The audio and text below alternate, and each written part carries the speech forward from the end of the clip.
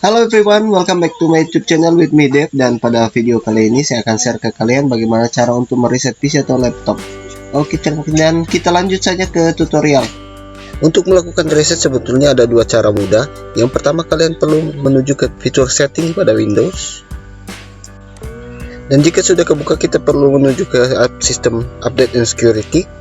Nah, ini dia teman-teman. Kita coba buka dan selanjutnya pada menu yang akan ditampilkan kita pilih recovery.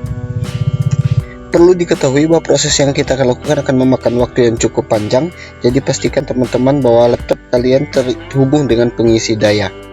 Untuk melakukan reset PC atau laptop caranya cukup simpel, tapi perlu diperhatikan bahwa kalian perlu melakukan backup terhadap data-data penting yang kalian miliki agar supaya tidak hilang saat dilakukan reset di PC maupun laptop.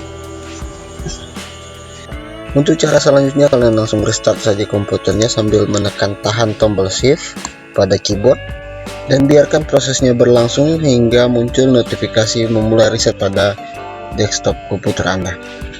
Jika tampilannya sudah seperti ini, kalian pilih local reinstall, kemudian pilih troubleshoot. Next, kalian klik saja reset this PC dan kita akan diberikan pilihan untuk menyimpan file-file kita atau menghapusnya secara keseluruhan. Dan pada tahap ini kita menunggu bagaimana proses reset yang akan dilakukan oleh laptop. Dan jika sudah selesai, kita akan diarahkan pada pengaturan device yang mudah isi. Kalian tinggal tekan-tekan saja dan diikuti. Dan saran saya, sebelum kalian melakukan reset, kalian menyiapkan kopi dan cemilan karena ini akan memakan waktu yang cukup panjang.